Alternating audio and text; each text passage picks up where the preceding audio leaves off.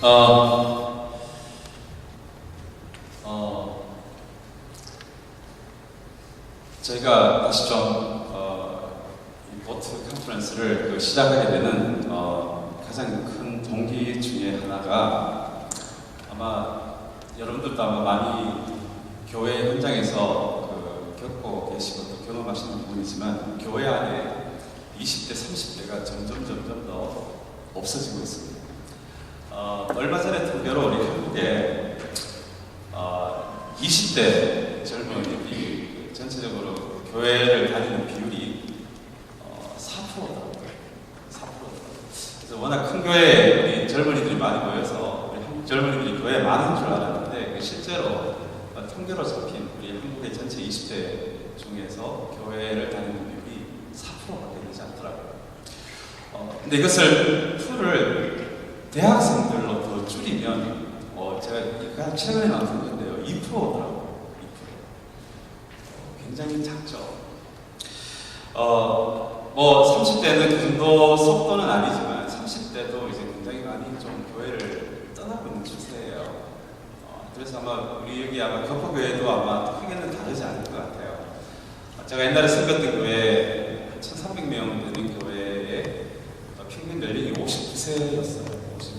그러면 이제 교회 안에 20대, 30대, 40대가 이제 점점 더 이제 없어져 간다는 이야기인데요. 한국의 대표적인 장로교 교단에서 또 얼마 전에 나온 통계를 보니까 전체 7,500개 통합식 교단인데요. 7,500개 교회 중에서 교회의 중고등부가 없는 교회가 전체 50%. 그리고 유치부가 없는 교회가 여러분 얼마나 될 것 같아요? 전체에 70%.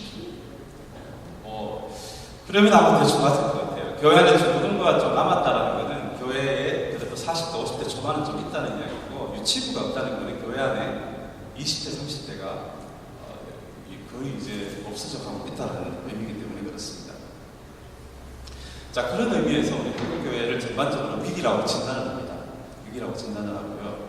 이제 또 다르게 교회를 한국교회를 위기라고 보는 이유 중에 하나는 불교와 천주교는 교회에 대해서 뭐라고 이 사회에 대해서 뭐라고 이야기를 하면 이 사회가 듣는데, 근데 교회가 무슨 이 사회에 대해서 이야기를 하면 듣지를 않아요.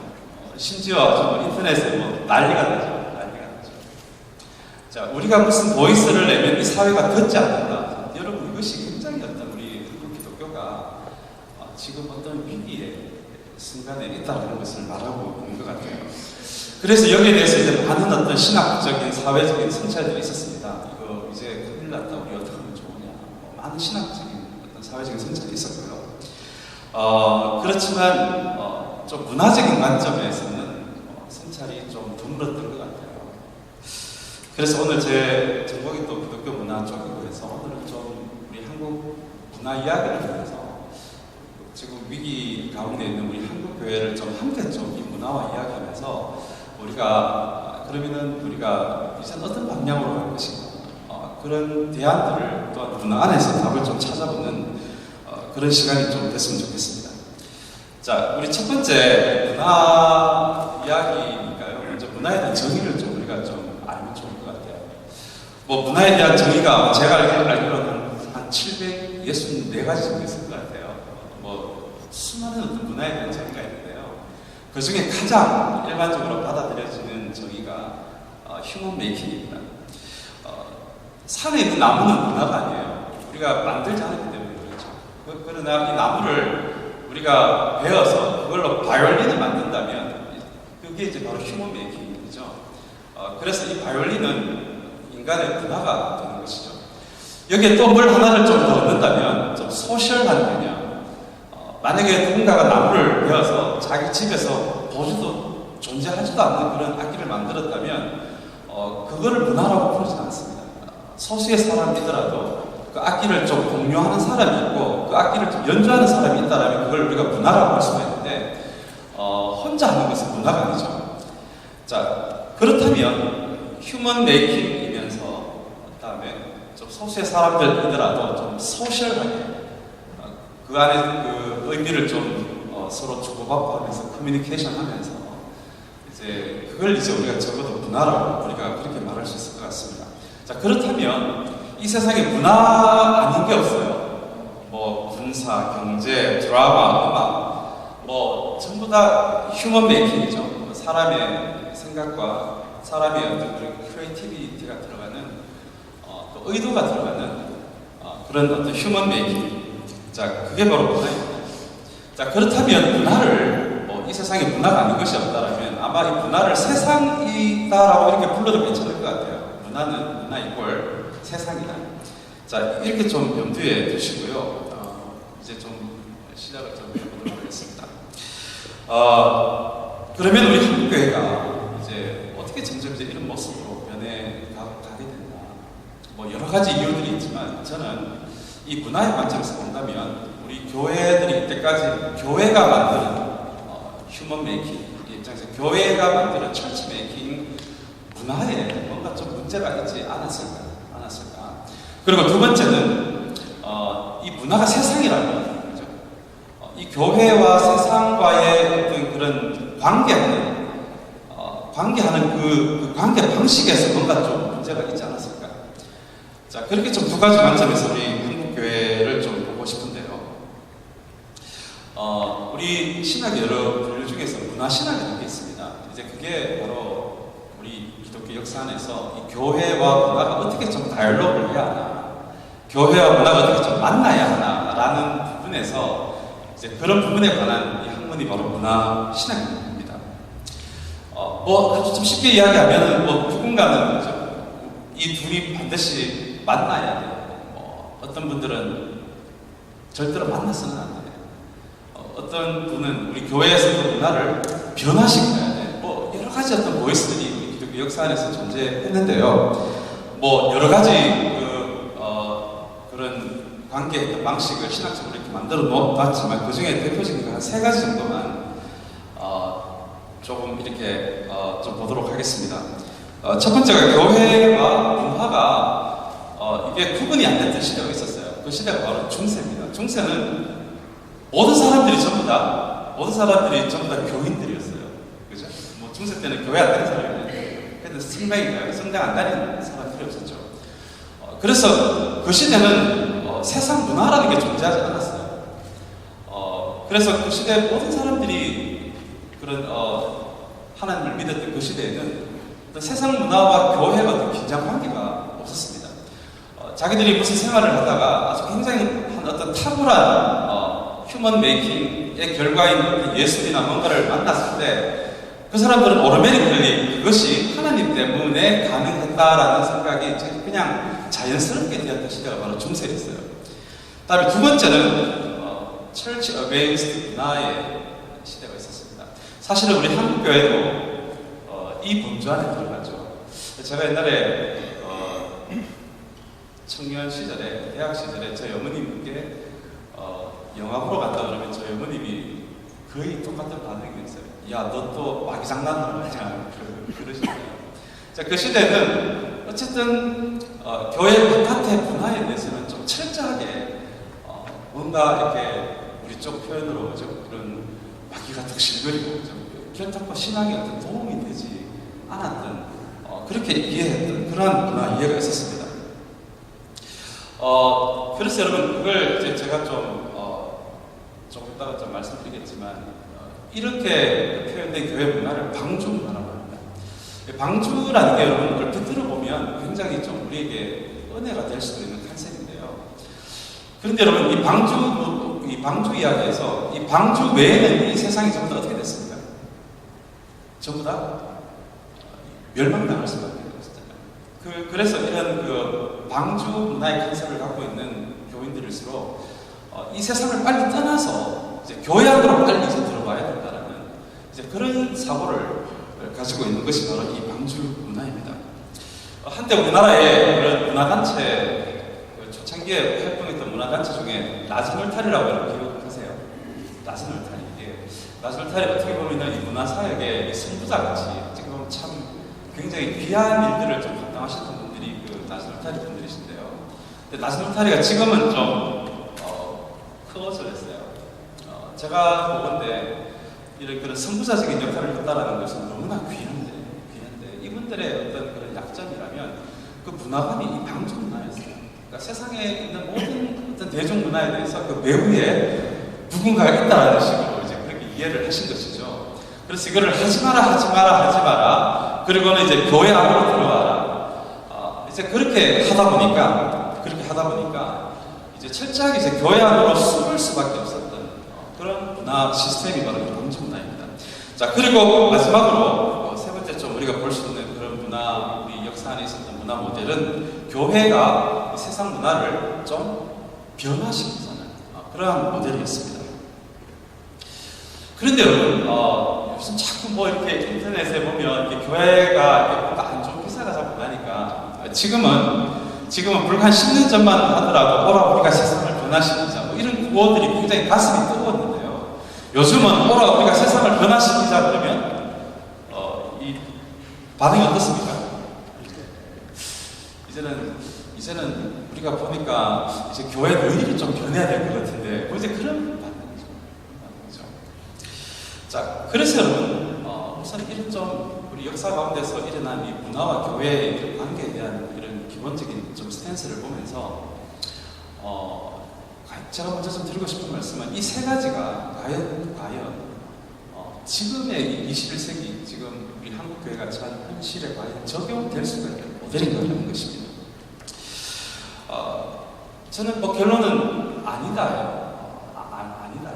지금 우리가 그냥 오라 세상을 변화시키자라는 구호가 우리 집회에서는 할 수 있는 구호인데 그것이 집회 마치고 나서 이게 얼마나 좀 허탈한 구호라는 걸 여러분들이 금방 좀 느끼시잖아요. 그죠?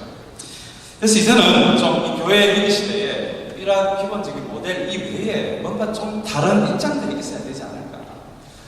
그래서 제가 오늘 대안으로 좀 창의력에 대해서 이렇게 이야기를 좀 하고 싶습니다. 자, 우선 좀 오늘 이야기를 풀어나가기 위해서 우리에게 기본 렌즈가 좀 두 개 필요한데 그 중에 하나가 이 휴먼 메이킹으로서의 문화에 대해서 우리가 조금 더 이야기를 좀 할 필요가 있을 것 같습니다. 자, 먼저 제가 이 문화에 대해서 드리고 싶은 말씀이 이 문화는, 휴먼 메이킹은 단순히 어떤 심심풀이 땅콩이 아니라는 거죠. 아니고 더 나아가서 뭔가 그 문화를 만들어가고 있는 사람들의 가치, 본질이 겉으로 드러난 것이 그게 바로 문화라는 것입니다. 그래서 여러분 그 안에 자신의 아이덴티티도 담기고 그 문화 안에 어떤 본질, 가치가 담기는 게 문화입니다. 뭐 우리 아티스트가 우리 작품 활동할 때도 그렇잖아요. 아티스트가 만들어낸 이 작품이 뭔가 그것이 뭐 심심해서 만든 게 아니라면 아마 그 문화 작품 안에 자신의 아이덴티티가 담길 것이고 자신의 밸류 시스템이 담길 것이고 자신이 본질이라고 생각하는 아마 그 가치들이 담길 거예요. 자, 그러면 우리가 통상적으로 문화라고 할 때 사람들은 좀 여가활동 뭐 이런 거를 좀 이렇게 염두에 두는데요. 그러나 이런 관점에서는 사실은 이 문화가 단순한 심심풀이 땅콩이 아니라 우리의 가치, 우리의 본질이 표현된 것. 이제 그렇게 보면은 아마 틀림이 없을 것 같아요. 자, 그런 점에서 어떤 단체든 심지어 어떤 교회든 그 교회가 정말 맞다라고 생각합니다. 정말 본질이라고 믿는 것이 뭔지를 알고 싶으면 그 교회가 이때까지 표현해 놓은 것들, 만들어 놓은 것들을 보면 그게 보인다는 거예요. 자, 그렇다면 제가 우리 교회 문제를, 위기를 좀 문화의 관점에서 좀 보자고 했는데 그러면 우리 교회가 이때까지 만들어 놓았던 문화가 이제 어떤 문화인지를 조금 우리가 좀 몇 가지를 좀 보기를 원합니다. 자, 제일 먼저 이 세습 문화. 지금 뭐 우리나라에 붐이죠. 그래서 자꾸 이렇게 세습을 해서 이제 막 총에서 법을 바꿔서 법으로 못하게 만드니까 교단을 탈퇴하면서 이제 세습을 하시더라고요. 이게 한두 교회에 그치는 일이라면 이게 문화가 안 됐을 텐데 이것이 좀 소실하게 한국 교회에 좀 광범위하게 지금 좀 퍼지고 있습니다. 자, 그런데 우리가 악하다고 이야기하는 세상에서는 만들어내는 문화는 제가 보기에는 우리가 가지고 있는 이 세상 문화보다는 훨씬 더 어떤 가치가 가진 문화예요. 여러분, 제가 좋아하는 일반 프로그램 중에 하나가 오디션 프로그램. 지금 우리나라에 매년 할 정도로 오디션 문화가 이제 정착이 되고 있는데요. 우리나라 젊은이들 한 100만 명씩, 200만 명씩 그렇게 몰리죠. 이러한 오디션 문화 안에도 어떤 가치가 숨어 있는데요. 그 가치 중에 하나가 저는 기획균등의 가치라고 생각해요.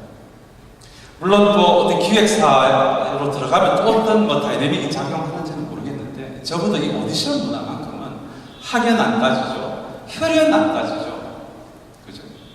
키 안 따지죠, 그죠? 외모 안 따지죠. 어쨌든 그 사람이 갖고 있는 그 능력만을 보고, 적어도 이 세상이 만들어내고, 우리가 악하다라고 말하고 있는 이 세상이 만들어내고 있는 문화는 기획균등의 가치라는 게 그 안에 숨어 있어요. 그런데 여러분, 그 관점에서 우리가 이 세습을 보면은 이거는 정말 말도 안 되는 그런 문화를 지금 한국 교회들이 만들어가고 있는 것이죠. 다음 두 번째 우리가 좀 이야기를 하는 것이 이 방주 문화. 아까 제가 좀 말씀을 드린 거죠. 이 방주 문화에서는 어떤 공식이 만들어지냐면 하나님 vs 세상입니다. 그런데 여러분, 이 세상은 누가 만들었을까요? 예? 이 세상은 누가 만드셨나요? 예? 예, 하나님이 만드셨어요. 아니, 근데 어떻게 하나님이 만든 세상과 하나님이 벌써가 될 수가 있어요? 우리 대부분의 그런 개신교 신학에서 대표적으로 가지고 있는 그런 이 세상에 대한 이해 중에 하나는 하나님과 세상이 부딪히는 게 아니라 하나님과 죄가 부딪히는 거예요. 이 하나님과 세상은 이게 부딪히는 컨셉이 아니에요. 자, 그래서 이 방주 문화가 교회 안에 빨리 세상이 악하니까 빨리 교회로 피하라라는 이 문화가 교회 안에 생기면서 이 세상에 대한 이 세상과 어떻게 커뮤니케이션 해야 하는지, 이 세상에 어떻게 다가가야 하는지 그러한 감수성을 교회가 다 잃어버렸어요. 저는 이것이 지금의 교회가 가지고 있는 위기에 굉장히 중요한 측면이라고 생각을 합니다. 그래서 아마 저도 옛날에 젊은 시절에 그랬습니다만, 이 교회 안에 하나님이 있다라는 것은 틀림이 제가 믿어지는데, 이 세상 안에 하나님이 있다라는 것은 제가 감히 생각도 못했어요. 세상은 악한 곳이기 때문에. 제가 얼마 전에 LA의 중견 미술가협회 회장님을 만났습니다. 이분이 이제 그쪽에 있는 회원들이 그림을 저한테 소개해 주시면서 저한테 이렇게 말씀하시더라고요. 어떤 자연을 그린 풍경인데, 이게 이 풍경화가 이게 기독교 미술이 될 수 있는 이유는, 그러면서 저한테 말씀해 주시는 게, 목사님 여기 옆에 구석에 한번 보세요. 그림 구석에 보니까 교회가 있더라고요. 이 풍경 자체는 이분 생각에도 이것이 전혀 이 풍경 자체만을 가지고는 이게 기독교적이다라는 이제 그런 감수성이 이제 그분한테도 없으신 거죠. 안타깝게. 그래서 자연을 그려놓고는 한쪽 귀퉁이에 대부분의 그 작품들을 보니까 한쪽 귀퉁이에 십자가가 이렇게 잠깐 보이는지, 아니면 교회가 살짝 보여요. 그리고는 이것을 기독교 작품이라고 이제 저한테 그렇게 설명을 하시더라고요.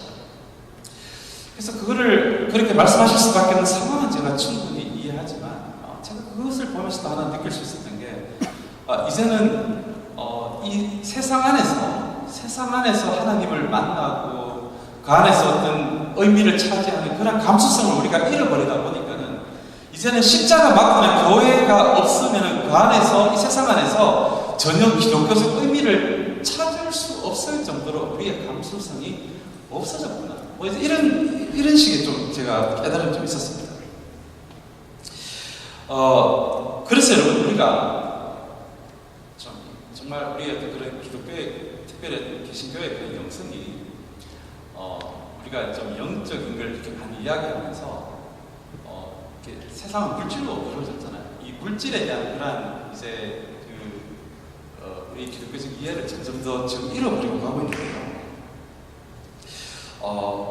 그렇지만 특별히 우리 창세기에서는 이 물질이라는 것이 하나님이 만드셨기 때문에 물질이라는 그 자체가 선한 것이다라는 그런 내용이 바로 이 창세기에 있는 것이죠. 이걸 좀 제가 신학적인 물질론이다라고 이렇게 좀 붙이고 싶은데요. 그래서 여러분 다윗의 시편 보면 그런 내용이 있습니다. 여호와 우리 주의 이름이 어찌 그리 이 땅에 아름다운지. 이 다윗만 하더라도 이 세상 안에서 보고 하나님의 이름의 아름다움을 발견할 수 있는 그런 감수성이 있었습니다.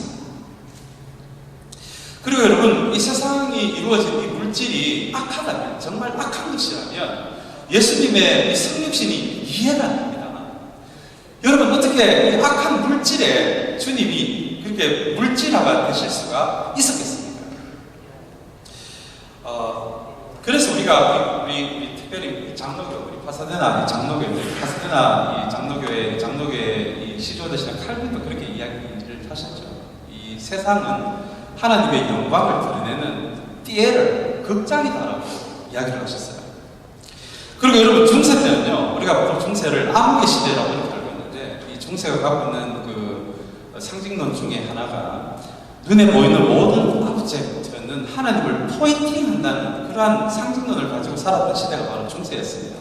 그래서 이 중세 시대의 사람들은 자기 집 앞에 있는 나무나 구름이나 들판이나 이슬을 보면서 그것이 하나님을 포인팅한다라는 그런 감수성이 가지고 있었고요. 심지어는 그런 자연 안에 하나님이 임재하실 수도 있다라는 생각을 가지고 있었기 때문에 지금의 우리보다 이 세상을 바라보는 감수성이 훨씬 발달되어 있었어요. 그래서 우리처럼 이렇게 교회에 와서 말씀을 들어야만 하나님에 대해서 뭔가 배운 듯한 그런 정도의 감수성이 아니라 일반 세상 안에서도 얼마든지 이 자연을 통한 하나님과의 만남이 가능한 그런 감수성을 가지고 있었던 시대가 바로 이 중세였습니다.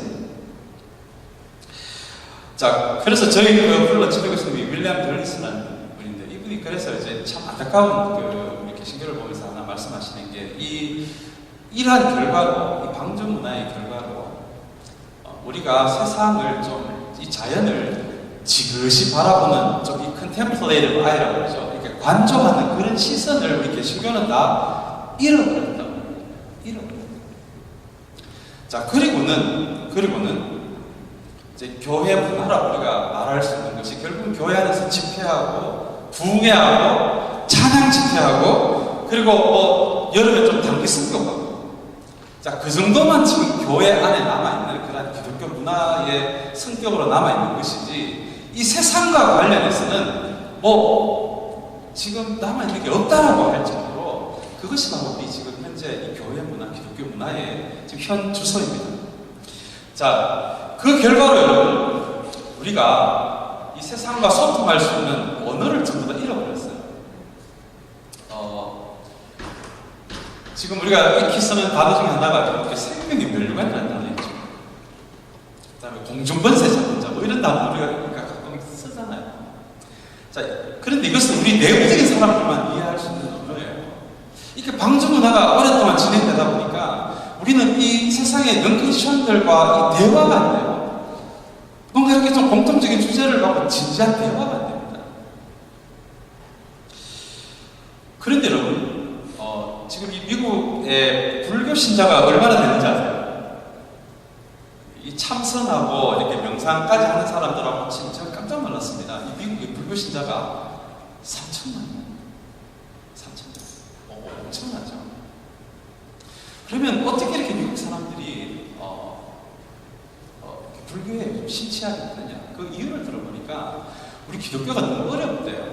언어가 이해가 안 된답니다. 공중번세자본자, 생명의 멸류관, 이런 언어들이 너무 어렵고 우리가 하는 이야기들이 너무 추상적이라는 거예요. 소위 말해서 너무 영적이어서 자기들은 이 세상 안에서 돈 때문에 여러 가지 일 때문에 허걱거리고 고통받는데 뭔가 자꾸 그거하고는 상관없는 소위 말하는 영적인 이야기들만 자꾸 하니까 점점 더 자기들의 현실과는 상관없는 기독교가 되어 가더라는 것이죠.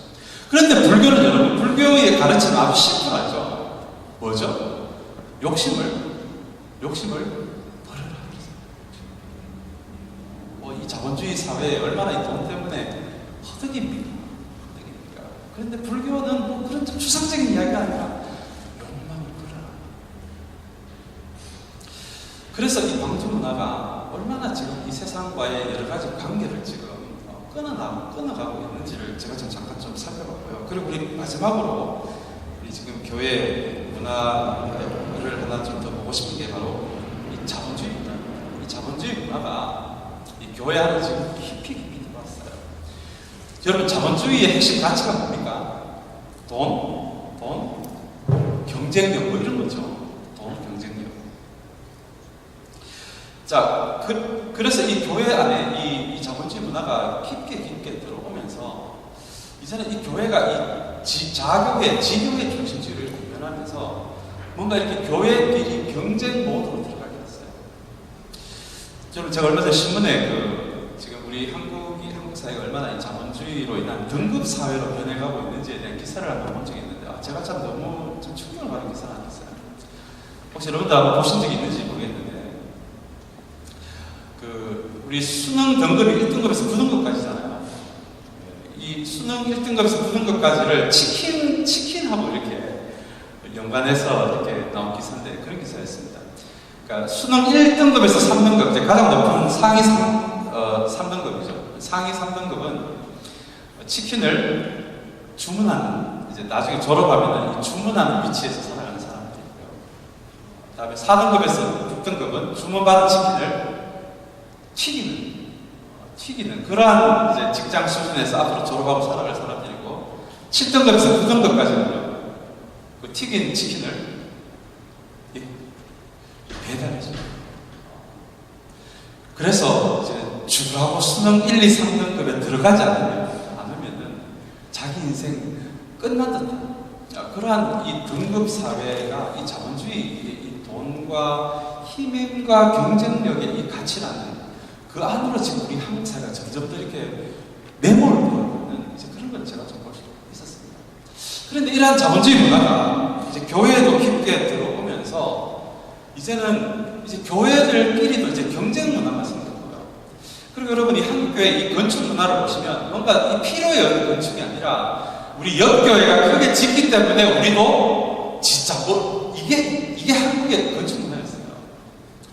그래서 우리 한때 우리 건축 신화가 한번 들었었죠. 우리 한국교회 건축한다고 이제 은행에 빚이 지금 한 8조쯤 된다는 거죠. 자, 이것이 필요에 의한 건축이 아니라 교회끼리 경쟁하는 그 문화 안에서 이러한 그 건축 문화가 생겼던 것이죠. 그래서 제가 동부에서 사역할 때 제가 섬겼던 교회 집사님이 어느 날 그러시더라고요. 옆 교회가 지금 큰 문제가 생겼대요. 그리고는 이렇게 웃으시더라고요. 그래서 왜 웃으시냐고 그랬는데 조만간에 우리 교회로 전부 다 몰려올 거예요.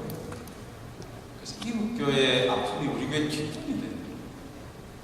이런 경쟁 문화가 있습니다. 제가 어떤 목사님이 아주 재밌는 표현을 하시는데요. 이 LA는 그 홀리 스플릿이 아니라 홀리 스플릿이라는 거예요. 계속 이 갈라짐의 역사가 지금 이 LA만 지금 1300개 있는 거예요. 그래서 우리 청어랑 하신 우리 양희송 대표님이 그러면서 이제 이러한 전반적인 한국의 이런 세습 문화, 건축 문화, 방주 문화, 그리고 자본주의 문화가 깊게 들어와 있는 이러한 모습들이 언론에 계속 노출되면서 이 한국 문화에 대한, 한국 교회에 대한 한국 사람들이 그 이미지가 하나 생겼는데 그게 바로 돈 많고 고집 세고 뚱뚱한 50대 졸부의 이미지. 이제 젊은 사람들이 이제 교회에 가면 그러한 사람들이 가득 차 있는 것처럼 그렇게 느낄 정도로 지금 한국교회 문화가 그 정도의 위기 가운데 있다는 것입니다. 가치도 잃어버리고 세상도 잃어버리고 우리만 이해하는 그런 언어 안에 점점 더 갇혀가는 그게 바로 지금 한국 문화의 상태라는 것이죠. 자, 그렇다면 여러분 이제 조금 제가 우리 한국교회에 대한 예정으로 조금은 아픈 이야기를 했는데 그러면 이제 우리가 어느 방향으로 가야 할 것이냐라는 거죠. 근데 우리가 이 역사 가운데 보니까요, 굉장히 어떤 교회가 소셜 크레딧이 높았고 사람들에게 굉장히 신뢰가 받았던 그런 두 시대가 있었는데, 그게 그 중에 하나가 그 성경에 나오는 초대교회였어요. 물론 초대교회 역사는 짧았지만 상당히 그 초대교회를 좀 자세히 들여다보면 지금의 교회와는 상당히 정반대의 모습이 그 안에 있었습니다. 좀 결론적으로 이야기하자면 그 당시의 교회들에게는 그 사회가 풀지 못하는 여러 가지 어떤 그런 신분의 차이라든지 빈부격차라든지 그런 것에 대한 해답을 교회가 어느 정도 제시를 했더라는 것이죠. 자, 이거를 굳이 붙이자면 공적 신앙이다라고 우리가 좀 붙일 수가 있을 거예요. 퍼블릭 페이트. 성경은 지금의 우리 교회들의 모습은 미국 교회도 마찬가지예요. 점점 이렇게 자본주의에 몰입이 돼서 뭔가 이렇게 경쟁 모드로 가지만, 그러나 성경에 나와 있는 이 교회에는 교회가 보여주는 교회 모습은 상당히 좀 퍼블릭 페이트가 그 안에 있더라는 것이죠. 제가 좀 전에 말씀드린 그런 그 여러 가지 한국교회 문화가 보이는 가치들을 말씀드렸는데, 그러나 여러분, 이 성경이 기본적으로 성경이 이야기하고 있는 가치는 공적 가치예요. 공적 가치. 제가 참 저의 인생에, 저의 목회에 그런 몇 가지 좀 이렇게 등불처럼 보고 있는 몇 가지 본문인데, 그 중에 하나가 신명기에 나오는 본문입니다. 여러분, 그 본문 기억나세요? 모세가 이제 가나안으로 들어갈 백성들에게 그렇게 이야기를 하잖아요. 만약에 그곳에 들어가서 농사를 짓는데, 만약에 추수때가 돼서 추수를 하는데, 추수할 때 그걸 전부 다 추수하지 마라 그러죠. 그 동네 가난한 사람들을 위해서, 지나가는 과객을 위해서 너희들이 추수할 그 논밭에 있는 그것의 일부를 남겨주라고. 자, 이게 굉장히 어떤 그런 공적 가치가 이야기하는 거예요. 다시 이야기하면 너희들이 가지고 있는 너희들의 소유 안에는 가난한 자의 몫이 있다는 거죠. 가난한 자의 몫이 있다. 자, 그렇게 모세가 이제 가나안에 들어갈 백성들에게 이런 공적 가치에 대해서 가르쳐 줍니다. 또 한 가지가 우리가 모델을 좀 이야기해 볼 수가 있는 게, 그 중에 하나가 이제 여러분 중풍병자 여러분 아세요? 그 친구들이 중풍병자 데리고 이제 예수님께로 이렇게 가는 이야기. 제가 그 그림을 가만히 그려다 보니까요, 사실 여러분 이 친구 가운데 중풍병자 하나 있으면 되게 좀 불편하지 않을까요? 좀 마음대로 좀 놀러도 못 가고. 근데 제가 성경을 이렇게 가만히 보니까 이 자기 친구를 데리고 예수님께로 이렇게 함께 가는 그 그림이 이게 굉장히 어떤 기독교적인 가치를 보여주는 그림이더라고요. 이제 그 그림이 말해주는 것은 좀 문제 있는 사람이든 가난한 사람이든 병든 사람이든 그 사람과 함께 예수님께로 가는 거, 그게 기독교라는 이야기죠. 그래서 우리 그 영성신학자 중에 한 분이 성경에 나오는 이러한 함께 가는 가치, 정의라는 이런 부분이 나오는 부분은 전부 다 이렇게 칼로 이렇게 오려봤대요. 전부 다 오리고 나서 성경을 보니까 도무지 내용이 연결이 안 되는 너덜너덜한 책이 되더라고요.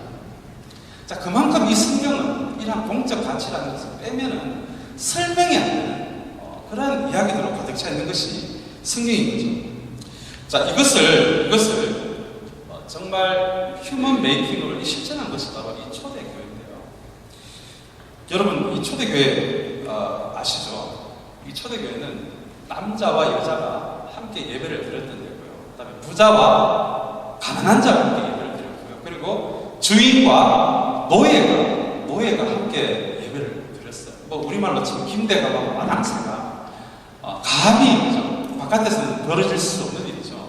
그걸 이제 예배 안에서 한 공동체로 김대감과 마당새가 한 자리에서 예배드리고 한 상에서 밥을 먹는 공동체가 바로 그 사회였어요. 여러분, 유대 종교에서는 여자들이 감히 남자들하고 같이 성전에 들어갈 수도 없었죠. 그런데 교회는 남자 여자가 한 자리에 앉아서 예배를 드리더라고요. 초대교회.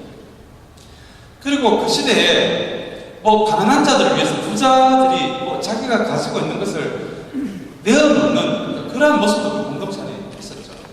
그래서 그래서 여러분, 이 칼 막스가 이 공동체, 이 그림을 보고 이 공산주의에 대해서 착상을 했을 정도로 사실은 이 초대교회가 보여준 이 공적 가치와 공적 문화는 굉장한 것이었어요.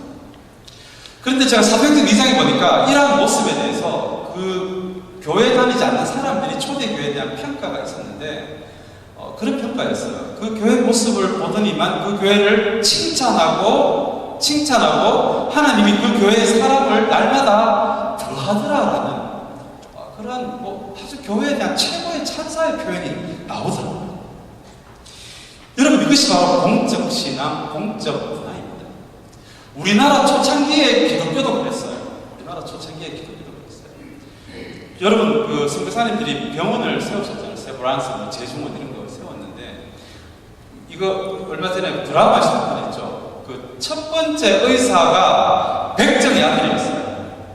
아마 제가 알기로 이름이 박서양이라는 분이시죠. 예. 근데 여러분, 유교 시대에 유교 시스템 안에서 과연 이 백정 아들이 의사가 될 수 있었어요. 이분이 나중에 이제 독립군 주치의까지.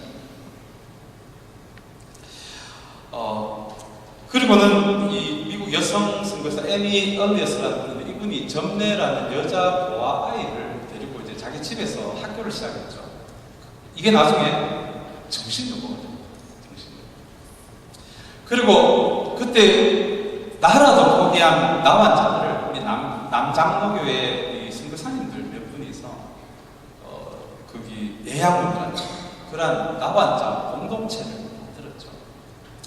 그래서 우리나라 초창기의 어떤 기독교의 모습을 가만히 보면 여기 무슨 타종교회 가서 땅 밟기를 한다든지 교회가 건축 붐이 불었다라든지 교회끼리 경쟁했더라라는, 물론 그런 일이 전혀 없지는 않았겠지만 초창기에 우리 한국 교회의 모습은 굉장히 퍼블릭 베이스였어요. 굉장히 만들어내는 그 철치 메이킹의 문화가 굉장히 퍼블릭했다는 것이에요. 자, 그래서 여러분, 상당히 그 소셜 크레딧이 높았던 시대가 바로, 그래서 많은 사람들이 교회로 들어갈 수밖에 없었던 시대가 바로 그 시대였어요. 자, 이걸 어떤 분들이 그렇게 이야기하시더라고요. 그래도 그러한 선한 행동보다는 그런 무슨 문화 이야기보다는 복음이 더 중요하지 않습니까? 이게 제가 처음에 그래서 말씀을 드린 거예요. 여러분, 제가 어떻게 보면은 이걸 여러분 찬성하실지는 모르겠지만 우리 한국교회 문제는 너무 복음 이야기만 들었어 교회가 이렇게 되지 않았나 싶어요. 이 복음의 본질적 표현이 문화라면 이것을 이 사회 안에서 뭔가 표현하는 수준까지 갔어야 하는데 우리가 맨날 앉아서 복음 이야기를 했다는 거죠. 그래서 상당히 어떤 분들은 이 문화를 비판하고 다시 복음으로 돌아가야 돼라고 하는데 그 말이 틀린 말은 아닙니다. 그러나 문화적 관점에서는 복음으로 돌아감과 동시에 이것을 공적인 퍼블릭 컬처로 표현하는 그 단계까지 가야 된다는 거예요. 자, 그 단계까지 가지 않으니까 우리는 입만 사는 종교, 이제 그런 식의 자꾸 이미지가 우리에게 드디펴지는 것이죠. 자, 이제 마지막으로 이제 조금의 우리의 대안으로서 창의력 이야기 좀 하고 이제 마치도록 하겠습니다. 여러분, 이 창의력이라는 단어가 왜 제가 끄집어냈냐면 이것이 성경에서 하나님과 예수님과 성령이 이 세상과 교류하는 방식이었어요. 서로 만나는 방식이었어요. 자, 그래서 굉장히 이 창의력이라는 것이 문화 판세이 굉장히 강하기 때문에 제가 이 창의력이라는 단어를 좀 가져왔는데요. 근데 여러분, 이 창의력이라는 단어를 좀 신학자들이 많이 좀 이걸 좀 풀어보려고 했는데 이게 뭔가 이렇게 정확하게 풀 수 없는 단어예요. 왜냐하면 이 창의력이라는 단어는 굉장히 이게 좀 신비로운 하나님의 본질이기 때문에 그렇습니다. 그래서 우리 안에 어떤 이걸 우리가 좀 이렇게 느낄 수는 있지만 뭔가 이렇게 우리 말로 다 풀 수 없는 아주 신비로운 단어가 이 창의력입니다. 우리에게도 창의력이라는 단어를 쓰잖아요. 그렇지만 이제 우리 보통 아티스트들이 작품할 때 영감을 받았다는 표현을 쓰잖아요. 아티스트조차도 창의력이 우리 안에서 100% 만들어내는 것이 아니라 뭔가 어디에서 오는 듯한, 그리고 기독교가 아니더라도 이 창의력에 대해서는 굉장히 우리 밖에 있는 어떤 존재에 의해서 우리에게 와야지만 이게 창의력이 생기는 그러한 문헌을 이제 타성교들도 가지고 있을 정도로 창의력은 순수하게 우리 인간에서 오는 게 아니라 다른 어떤 곳에서 오는 것으로 그렇게 이해를 하고 있죠. 근데 성경은 이 하나님이 이 창의력이 하나님의 아주 하나의 중요한 본성임을 이야기를 합니다. 그래서 우리가 보통 그 하나님의 본성을 이야기할 때 사랑을 많이 이야기하죠. 그런데 하나님이 이 사랑을 이 세상에 실천하고 표현하실 때는 굉장히 이것을 창의력 있게 하셨다는 것까지는 우리가 잘 생각을 못하는 것 같아요. 자, 그러면은 여러분 동의하실지 모르겠지만 제가 보기에는 이 십자가도 참 하나님의 창의력인 겁니다. 이 창의력이라는 것이 이전까지는 없었던 새로우면서도 기존의 상태와 질서를 뒤집어버리는 그런 어떤 변혁이라는 의미가 이 창의력 안에 있다라면 아마 뭔가 이렇게 죄가 관념한 이 세상을 그죠? 하나님이 굉장히 이 기존에 없었던 방식으로 기존의 이 질서를 뒤엎어버리는 그러한 그분의 창의력이 바로 십자가가 아니었을까요? 우주 창조도 마찬가지입니다.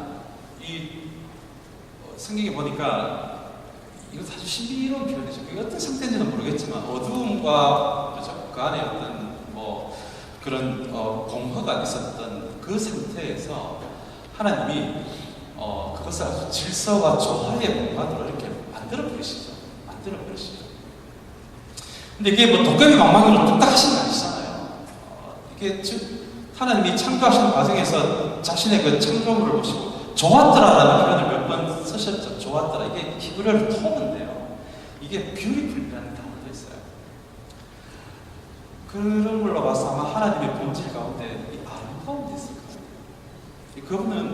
그분 안에 있는 아름다움의 기준을 가지고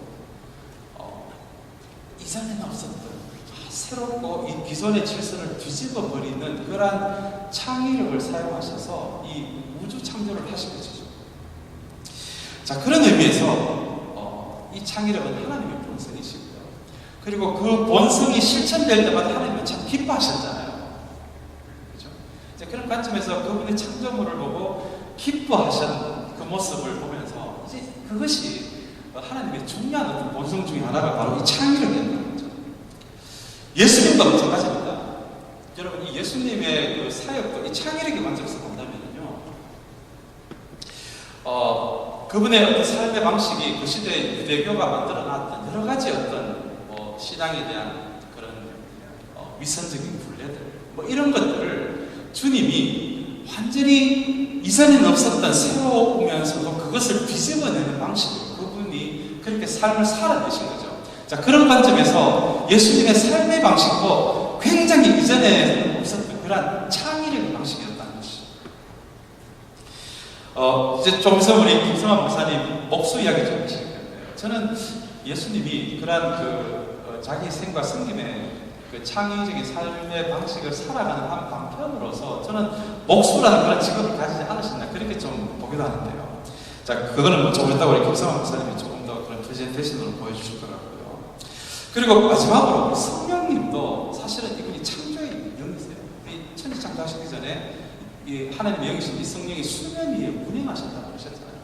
그러니까 하나님과 성령님이 같이 창조를 하신 것이죠. 그리고는 기존의 그 성전과 유대교의 그런 회당이 밖에 없었던 그 시대에 성령님께서 또 이전에는 없었던 새롭고 그리고는 기존의 질서를 뒤덮어버리는 새로운 방식이 교회를 하십니다. 자, 이것도 성령님의 창의력이십니다. 자, 이렇게 성령님, 하나님, 예수님 이 세 분이 굉장히 어떤 그런 그 창의력, 그 본성이 창의력을 가지고 계셨다는 것이죠. 그러면 이 세 분의 이미지대로 지원받은 사람들이 바로 우리죠. 그래서 우리가 창세기 보면 그분의 이미지대로 이제 하나님의 이미지대로 형상대로 우리가 지음을 받았다라고 하는데요. 그래서 이것을 온전한 인격으로 이렇게 이제 우리가 보통 신학에서 이야기를 하는데 이 미학을 하시는 분들, 이 문화 신학을 하시는 분들이 분들이 이거를 좀 고민을 해봤어요. 도대체 이 하나님의 이미지가 우리 안에 있다라고 한다면 도대체 이게 우리 안에서 어떻게 펑션을 합니까? 동물에게는 하나님의 형상대로라는 표현을 안 하셨잖아요. 그러면 우리 안에 이런 하나님의 형상이 만약에 있다면 이 형상이 있기 때문에 우리 인간만이 할 수 있는 행동은 뭘까요? 그리고 하나님의 형상이 있다라고 하면 뭔가 하나님하고 좀 유사한 점이 있을 텐데 도대체 이 하나님의 이미지라는 게 하나님하고 어떠한 점이 좀 유사하다. 그리고는 결론을 내린 것이 바로 이 하나님의 형상이 어떤 펑션을 하느냐, 이것이 바로 상상하고 창의, 뭔가 크리에이트를 할 수 있는 그러한 능력이 우리 인간 안에도 있더라는 것이죠. 자, 그래서 이거를 구원 죄까지 풀어서 이야기를 하면, 자, 이게 죄가 들어오기 전에 인간은 하나님을 올바르게 상상할 수 있는 상상력이 있었다는 것이죠. 그러면 이게 죄가 들어와서 이게 어떻게 됐을까요? 하나님을 올바르게 상상할 수 있는 상상력이 어그러진 것이죠. 그러면 주님의 구원은 어떻게 우리가 이해할 수 있을까요? 주님의 십자가의 사역을 통해서 우리가 다시 하나님을 올바르게 상상할 수 있는 그 능력이 회복된 것이죠. 자, 그렇다면 이 상상력이라는 것이, 또 이 상상력이 바탕이 된 이 창의력이라는 것이, 이게 우리 안에 있는 이 하나님의 이미지 펑션이 아닐까요? 그렇게 그렇다면 이제 좀 강의를 좀 듣도록 하겠습니다. 여러분, 언제 가장 희열이 느껴지세요? 아마 여러분들이 그냥 장난으로 뭘 만드는 거 말고요. 정말 어떤 가치를 표현하기 위해서 여러분들이 뭔가 만들어낼 때, 어떤 상상력을 이용해서 뭔가를 만들어낼 때 가장 좀 희열을 느끼지 않으세요? 자, 그렇게 본다면 성부성자 성령이 보여주셨던 이 세상과 소통하고 연결하고 있는 이 방식을 오늘날 이 시대에 교회와 우리들, 특별히 크리스천 아티스트들이 좀 이게 붙잡아야 할 그러한 이 랭귀지가 바로 이 창의력이 아닌가 싶어요. 이걸 제가 한두 가지 좀 그림만 좀 설명하고 이제 마치겠습니다. 제가 얼마 전에 좀 굉장히 감명 깊은 그런 기사를 하나 좀 접하게 됐는데요. 혹시 이거 책 보신 적 있으세요? 시골 빵집에서 잡아놓는 겁니다. 이게 일본의 그 시골의 빵집 주인입니다. 이 빵집 가족이에요. 이분들이 크리스천은 아니에요. 제가 이분들을 보면서 좀 놀랐던 게, 이분들은 그 빵을 어떻게 빵집을 어떻게 운영하냐면, 자기 일본의 사회를 가만히 보니까 이 사장들이 이 이윤을 극대화시키기 위해서 이 종업원을 들들들들 뽑는 걸 보면서, 자기가 만약에 이 최대의 이윤을 포기한다면 과연 이 세상이 어떻게 될까? 그러면서 자기가 빵집 주인이 종업원 5-6명과 월급을 거의 같게 만들어버렸어요. 그러니까 최대 이윤을 포기해버렸죠. 자, 그리고는 농약치고 화학 농약치고 하는 그런 밀을 이용하는 것이 아니라 완전히 올게닉하게 키운 통밀을 쓰고 그리고는 천연 효모 같은 것을 자기가 직접 만들어서 굉장히 친환경적인 그런 빵을 만드는 사람들이었어요. 그래서 이분들이 참, 제가 크리스천은 아니지만 제가 굉장히 의미 있게 받아들인 것은, 이런 교회 다니지 않는 사람들이 오히려 이 세상에 지금 이런 자본주의 가치들 때문에 너무 많이 힘들어하는 상황을 보면서 전혀 새로운 굉장히 창의적인 방식으로 자기들의 가지고 있는 이 가치를 실제 표현을 하고 있더라는 거예요. 그래서 사실 이 시골빵집이란 지금 굉장히 많은 전 세계에서 주목을 받고 있는 빵집이에요. 어떻게 사장과 종업원들의 월급이 같을 수가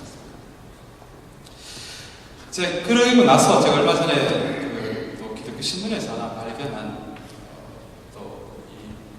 이 하나님의 가치를 이 땅에 좀 아주 창의적으로 실천하는 그런 목사님을 한번 알게 됐는데, 이분이 김종일 목사님, 방배동에 있는 교회 이름이 동네 자동교회랍니다.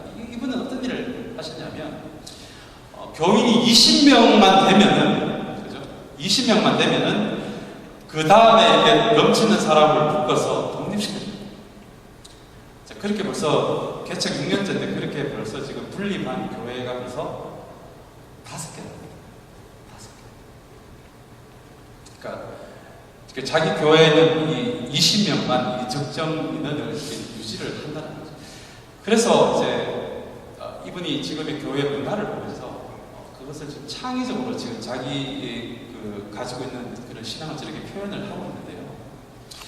그래서 어떤 분이 이분한테 그런 질문을 했어요. 만약에 당신이 분립을 안 했으면 지금 100명이 넘었는데 오히려 100명이면은 오히려 목사님이 가지고 있는 목회적 가치를 더 실천하기에 더 쉬운 구조가 아니냐.